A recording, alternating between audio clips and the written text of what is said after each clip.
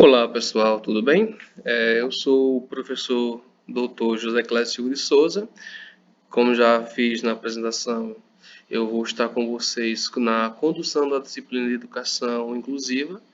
E a nossa aula de hoje, do primeiro módulo, ela vai tratar a questão da educação inclusiva, um breve contexto. A gente vai trazer um pouco do contexto histórico de como eram tratadas as pessoas lá no passado, como foi ficando a situação das pessoas que eram portadoras de necessidades especiais e assim por diante, certo? E aí, qualquer dúvida com relação ao conteúdo, com relação às atividades, vocês podem estar postando para mim via mensagem lá na plataforma. Então, o tema de hoje é da primeira aula do módulo 1, a Educação Inclusiva, o breve histórico. Tem aí uma frase que é algo bem interessante, que é a frase Educação Inclusiva modificando atitudes e comportamentos.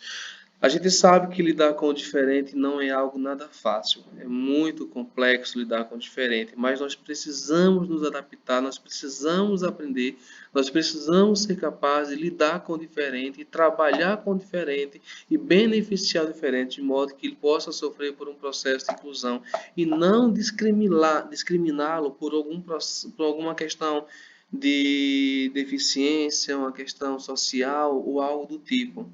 Porque se a gente trabalha sem preconceito, sem racismo, pensa no todo, a gente tem muito a oferecer às pessoas que são portadoras de necessidades especiais e que precisam sim ser incluídas no mercado de trabalho, ser incluídas na escola, na universidade e mostrar para as pessoas que elas não são incapazes. Simplesmente elas têm um modo diferente de aprender. Então tem aqui o seguinte, nós tivemos aí ao longo da história três períodos históricos que vão representar as mudanças e concepções das pessoas que tinham algum tipo de deficiência. E aí a gente vai ter primeiro o que nós chamamos de período do extermínio, depois período da segregação e depois período de integração. O que foi o período do extermínio? O período do extermínio foi uma fase na história do mundo onde as crianças que tinham algum tipo de deficiência, ou que nasciam com algum tipo de deficiência, elas eram sacrificadas, elas eram exterminadas. E como é que isso acontecia? Uma criança nascia em uma determinada família, ela era avaliada por um grupo de anciãos que ia verificar se ela tinha alguma deficiência ou não, e aí se ela tivesse alguma deficiência, algum defeito físico, algo do tipo, ela era levada aos montes para que lá pudesse morrer, ser consumida por animais, ou eles pegavam, subiam um monte mais elevado e jogavam essa criança para que ela pudesse morrer. Mas o que eles queriam de fato era se livrar dessa criança, porque para eles é uma criança inútil, que ia crescer com deficiências, ia dar trabalho e não ia beneficiar a sociedade deles. Tivemos o período da segregação. A segregação é a separação. É aquele período em que eles deram uma parada na questão do extermínio e aí começaram a segregar, a separar o que é tido pessoas normais, né, que não tem nenhum tipo de deficiência, daquelas pessoas que tinham algum tipo de deficiência, que eles até acreditavam muito que o fato de alguém ter nascido com alguma deficiência era um castigo de Deus. E depois tivemos o período de integração, que é o que a gente vem passando até hoje, que é o período em que o mundo passou a ver a pessoa com necessidades especiais de uma forma diferente, de uma forma que ela não era considerada inútil, mas que ela poderia sim ter um potencial, ela tem um potencial e ela pode sim estudar, ela pode ingressar no mercado de trabalho. Claro que não podemos, em momento nenhum, deixar de lado que uma pessoa com necessidade especial, ela tem as suas particularidades e isso requer um pouco de atenção para com elas poder se sobressair na sociedade. E aí o que acontece? O que é importante quando se fala em integração? Quando a gente se fala em integração, de acordo com o Sodré, lá em 1981, quando ele escreveu um livro, ele vai apresentar 4 graus de integração. Que graus são esses? O primeiro é o grau físico, ou seja, é aquele grau onde as barreiras arquitetônicas elas devem ser superadas, elas não devem existir. Por exemplo, se um aluno chega em uma escola e ele é cadeirante e só tem escada para chegar na escola, há uma necessidade que seja construída uma rampa para que ele possa ter acessibilidade, para que ele consiga chegar ao pátio da escola, chegar na sala de aula e ter banheiro adaptado, ter uma sala que consiga recebê-lo, que ele consiga entrar sem bater sua cadeira e que tenha um espaço na sala de aula que ele possa ficar ali estudando. Isso é quando a gente fala da questão da integração física. Temos também a integração funcional. E o que é a integração funcional? É quando eles utilizam os mesmos espaços e recursos que as pessoas consideradas normais, que não tem nenhum tipo de deficiência. Então, se uma criança vai para a escola, tem uma cadeira e tem aí uma rampa de acesso, ele tem um banheiro que é específico para ele, com as medidas adequadas para ele, e ele vai nesse banheiro, ele consegue pegar a fila para pegar o lanche, ele está convivendo no mesmo espaço que as pessoas. Claro que para isso houve a necessidade de se fazer algumas adaptações, né? A questão social, a questão de você se integrar à classe regular. A LDB diz o seguinte, com relação à questão do PNE, que é a pessoa com necessidade especial. A inclusão dos alunos PNE, sempre que possível, será feita em classe regular, em classes tidas como alunos que não têm nenhuma deficiência. Isso sim é uma inclusão social. E não quando você pensa em colocar um grupo de alunos PNE em um determinado espaço, separando que são aqueles considerados normais. E temos a questão comunitária, que a questão comunitária é quando a pessoa PNE ela consegue circular nos diversos espaços da sociedade, consegue se integrar e consegue desenvolver suas atividades sem nenhum tipo de preconceito, sem nenhum tipo de discriminação. E aí o que acontece? O que é que nós podemos entender como inclusão? O que seria inclusão? Inclusão nada mais é do que a gente passar por um processo de incluir as pessoas em um determinado espaço onde ela não consegue estar ali devido a alguma deficiência ou uma limitação. Mas para que a pessoa que é PNE ela chegue a determinado espaço, é preciso que se tenha o que? Adaptação. Então, o que acontece? Uma pessoa que é PNE, ela tem que ir no banco, ela tem que ter na escada, além da escada, tem que ter o quê? Uma rampa para que ela possa acessar. Se o banco tem 2, 3, 4, 5 andares, é necessário que se tenha elevadores para que essa pessoa ela possa subir. Então, isso é inclusão. Na escola não é diferente. Na escola, há de se criar um espaço adequado a depender da deficiência de cada um, para que ela possa se sentir inclusa dentro do contexto escolar, certo? Para que ela não possa sofrer um processo de exclusão, porque não se pode fazer uma adaptação, porque uma escola não tem uma sala de AE ou não tem profissionais competentes para poder trabalhar com uma criança PNE. Então, exige sim, incluir exige mudança. Se não houver mudança no espaço que se quer colocar esse ser, então não há como ter inclusão, e sim segregação.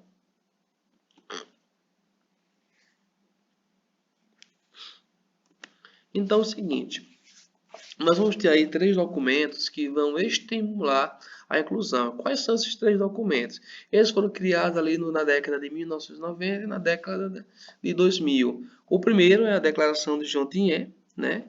A Declaração de Jontier ela foi proclamada na Tailândia, e ela diz que a pessoa, independente da sua idade, independente da sua condição social, ela deve usufruir de qualquer oportunidade educativa e cumprir a sua necessidade de aprendizagem. Ou seja, de acordo com a Declaração de Jomtien, proclamada na Tailândia em 1990, a pessoa ela tem que ingressar na escola, frequentar turmas regulares, passar por um processo de capacitação, ou seja, de adaptação para que elas possam aprender. Porque a depender da deficiência de cada pessoa, ela não aprende de forma como uma pessoa que não tem deficiência. Há uma forma particular de aprendizado. Tem a Declaração de Salamanca, que aconteceu na Espanha, e qual era o objetivo? O objetivo era que os alunos com necessidades educativas especiais tivesse um foco de poder entrar na escola, que o que fosse visto fosse as suas potencialidades e não a sua deficiência. Não era dizer, mas o aluno A ou o aluno B, ele tem deficiência auditiva. Então ele não vai conseguir aprender. Quem disse que ele não vai conseguir aprender? Ele consegue aprender sim, porque a pessoa que tem deficiência auditiva, ela precisa e deve ter o suporte na escola, além de um planejamento diferenciado com o professor, um intérprete de Libras, para que ele possa se comunicar, interagir e tentar desenvolver suas atividades e ações que são propostas dentro da escola para ele. Então, há uma preocupação lá nesse sentido, lá na escola, na Declaração Salamanca, de que o potencial do aluno, independente da deficiência, ele é superior à sua deficiência. Já a Convenção de Guatemala, ele vai que aconteceu lá no ano de 2001, ele vai reafirmar as liberdades da pessoa com deficiência, ou seja, em especial o direito de ser respeitada, de ser tratada bem e de não ser discriminada. E por quê? Esse documento ele é como se fosse uma nota de repúdio. Ele repudia qualquer forma de discriminação, qualquer forma de distrato àquela pessoa que é deficiente e valorizam muito as pessoas, o processo de valorização da pessoa deficiente e o processo de inclusão. E nada daquela questão de dizer, mas coitadinho é deficiente visual, é deficiente auditivo. Não, não existe essa questão de coitadinho. Eles têm potencial e só precisam de uma forma diferente de aprender, que isso faz parte da educação inclusiva. Aí tem a questão da inclusão e o olhar sobre a pessoa com deficiência. O que é que a gente vai falar sobre isso? A gente vai falar o seguinte, que ao longo do tempo nós temos a questão da trajetória da educação especial e da educação inclusiva, que ela visa superar, a educação inclusiva visa superar os obstáculos e fazer com que haja uma inclusão, fazer com que as pessoas com deficiência elas possam estar em todos os espaços possíveis e no caso do estudante que ele possa estar na escola, mas não é somente estar na escola por estar, é preciso que haja um planejamento próprio para esse aluno, que nós chamamos de PI, plano individual, plano de ensino individualizado, que é um plano que vai atender à necessidade de cada aluno. E também que as salas tenham uma pessoa, o que nós chamamos de geralmente mediador, de cuidador, que vai auxiliar esse aluno no processo de aprendizagem e na realização das atividades. Devemos também compreender que o processo de inclusão deduz um movimento voltado para a valorização de todas as pessoas. Isso requer que o aluno que está passando por um processo de inclusão, ele merece e deve ser respeitado. Ele não deve ser discriminado pela sua condição física, em hipótese alguma. Sabendo que não é fácil ter um processo de inclusão pleno, não é. Porque muitas vezes a gente tem um conjunto de legislação que luta pela inclusão, mas quando chega na escola o aluno ele é excluído. Porque não adianta colocar um aluno que tem algum distúrbio de aprendizagem na sala de aula, estou incluindo na sala de aula, e ele não ter suporte, ele não ter atenção. É uma turma de 40 alunos, aí tem 2 especiais, o professor dá atenção a 38, 2 fica de lado, isso é inclusão? Não, isso é exclusão. É o que nós geralmente chamamos de uma inclusão que exclui. Ele tem que ser visto como tudo, tem que trabalhar com ele. É claro que é difícil um professor dar atenção a 40 alunos, e em especial 2 com dificuldades. Mas aí o que acontece? Faz parte do governo contratar e colocar pessoas à disposição desses alunos para que ele possa ter ali um processo de desenvolvimento cognitivo melhor, mais amplo. E também o que acontece? O movimento pela inclusão ele vai abranger o quê? Ele vai abranger o grupo de marginalizados que, em decorrência das diferenças étnico-raciais, de orientação sexual, de gênero e de outros que são agravados por sua situação de classe. Então, é bem importante saber que, apesar de que a gente tem que lutar pela inclusão das pessoas, elas não podem ser discriminadas por ter uma orientação sexual adversa da nossa, que tem uma relação étnico-racial também diferente da nossa, gênero também ou algo do tipo. Isso são coisas que se repudiam. A discriminação por origem, por questão social, econômica, sexual, étnico-racial. É preciso que se haja uma valorização e esse aluno possa ser incluído sem sofrer preconceito. E aí, o que é educação inclusiva? A educação inclusiva nada mais é do que o processo de incluir pessoas com necessidades especiais dentro do espaço, em especial do espaço escolar, certo? E por quê? A educação inclusiva ela vai se opor ao fracasso escolar das pessoas que têm algum tipo de deficiência. Porque o que acontece? Quando a gente pega, coloca uma criança dentro de uma escola, uma turma de 40 alunos, colocam dois especiais, um deficiente físico e um deficiente intelectual, o que é que acontece? O professor não vai conseguir dar atenção. Então, que a educação inclusiva vai de frente contra isso, acabar com esse fracasso escolar das pessoas que têm algum tipo de deficiência. Ela vai querer colocá-los em melhores situações. E para isso existe e necessita um trabalho coletivo, um trabalho que deve ser realizado com o pai, com a mãe, com o professor da sala de AE, com os professores de cada disciplina e com o que nós chamamos hoje aqui de mediador ou de cuidador, que vai dar um suporte no processo de ensino e de aprendizagem do aluno especial. Então, hoje o desafio da educação inclusiva é superar esse fracasso e trabalhar em forma conjunta para que o aluno possa ter um processo de aprendizado pleno. E por fim, a proposta da educação inclusiva é de que o aluno seja colocado dentro de turmas regulares, turmas onde não tem pessoas com deficiência, como diz a própria LDB. A inserção dos alunos especiais, sempre que possível, deve ser feita em turmas regulares. Não se pode utilizar hoje a segregação. Colocar um aluno especial na escola, ele vai ficar numa sala separada com outras pessoas que têm outras deficiências. Não, ele tem que ir para uma sala regular, lá ele vai passar por um processo de avaliação, ele vai ter atividades adaptadas, já que ele não consegue acompanhar as atividades realizadas pelos demais alunos, e aí ele vai ser avaliado com base naquilo que ele pode fazer, que ele é capaz de fazer, do que o professor da sala de AE, junto com o professor planejaram. E se dentro do que o professor planejou, junto com da sala de EE, e ele conseguiu alcançar, ele vai ser aprovado sem problema nenhum, porque isso é o que nós chamamos de adaptação curricular. Aí nós temos aqui uma frase que todos juntos por uma educação inclusiva. O papel da educação inclusiva, de incluir esses alunos na sala de aula, na escola, não é uma questão somente de um ou de dois. Não, é da família, é do pai, é da própria escola, é do conselho tutelar, é de toda a comunidade, tanto externa à escola como interna à escola. Cada quem tem o seu papel nesse processo de inclusão. E aí, o que é que a LDB vai dizer que é educação inclusiva, né?